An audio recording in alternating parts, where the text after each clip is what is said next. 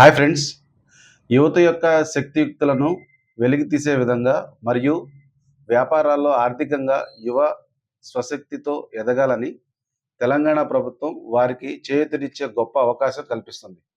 ఇందులో భాగంగా వారికి నిన్నటి నుంచి రాజీవ్ యువ వికాస్ పథకాన్ని ప్రారంభించారు. కాంగ్రెస్ ప్రవేశపెట్టిన 6 పథకాల్లో ఒకటైన రాజీవ్ యువ వికాస్ పథకం అధికారికంగా ప్రవేశపెట్టింది. ఈ పథకానికి లబ్ధిదారులు ఎవరనేది ఇప్పుడు మనం తెలుసుకుందాం. అలాగే ఈ అప్లికేషన్ ఫామ్‌ని ఎలా ఫిల్ చేసుకోవాలి? ఎలా సబ్మిట్ చేసుకోవాలి? దీనికి సంబంధించిన డాక్యుమెంట్స్ ఏమేమి కావాలి అనేది ఇప్పుడు మనం తెలుసుకుందాం. తెలంగాణలో ఎస్సీ, ఎస్టీ, బీసీ మరియు మైనారిటీస్‌కి చెందిన యువతకు ఈ పథకం వర్తిస్తుంది. దీనికి సంబంధించిన కార్పొరేషన్ ద్వారా ఈ పథకాలకు సబ్సిడీలు కూడా అందే విధంగా ఈ పథకాన్ని ప్రవేశపెట్టింది. ఇది ముఖ్యంగా నిరుద్యోగ సమస్యను దూరం చేసే విధంగా యువతకు దోహదపడుతుందని అభిప్రాయపడుతున్నారు. ఇది ఆన్‌లైన్‌లో ప్రక్రియ మార్చి 17 నుంచి ఏప్రిల్ 5 వరకు ఆన్‌లైన్‌లో చేసుకోవచ్చు. దీనికి వెబ్‌సైట్ అనేది http://tgobmssnew.cgg.gov అనే వెబ్‌సైట్‌లో మీరెళ్లి చెక్ చేసుకుంటే మీకు తెలుస్తుంది. దరఖాస్తులు వచ్చే నెల 6 నుంచి 30 తేదీ వరకు వెరిఫికేషన్ చేస్తారు. అర్హులైన వారికి తెలంగాణ ఆవిర్భావ దినోత్సవ రోజున లబ్ధిదారులకు అందజేస్తారని సమాచారం.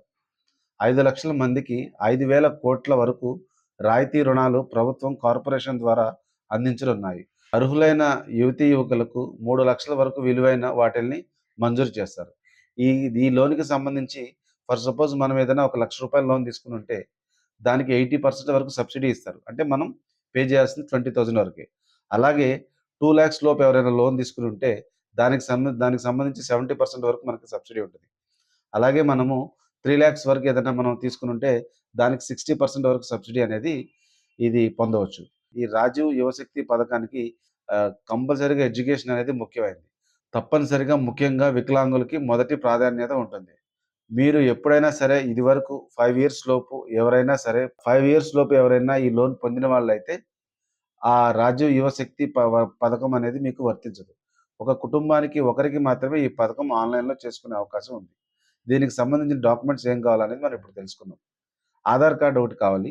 అలాగే మీరు చదువుకున్న హైయర్ ఎడ్యుకేషన్‌కి సంబంధించిన డాక్యుమెంట్ ఒకటి కావాలి. అలాగే మీకు పాస్‌పోర్ట్ సైజ్ ఫోటో ఒకటి కావాలి. క్యాస్ట్ సర్టిఫికేట్ అనేది ఒకటి కావాలి. అలాగే మీకు వికలాంగులైతే మీకు సదరం సర్టిఫికేట్ అనేది కూడా ఒకటి కావాలి. ఏది కావాలంటే అది మీకు సంబంధించిన ఫర్ సపోజ్ మీరేదైనా ఎక్స్‌పర్ట్ అని మీకేదైనా బేకరీ ఉందనుకోండి ఆల్రెడీ. మీకు దాన్ని ఎక్స్‌పాండ్ చేసుకొని మీరు ఎవరైనా పిల్లలు పెట్టుకోవాలనుకోండి. దానికి సంబంధించి ఏదైనా మీకు లోన్ కావాలంటే దానికి సంబంధించి మీరు ఆప్షన్స్ పెట్టుకోవాలి.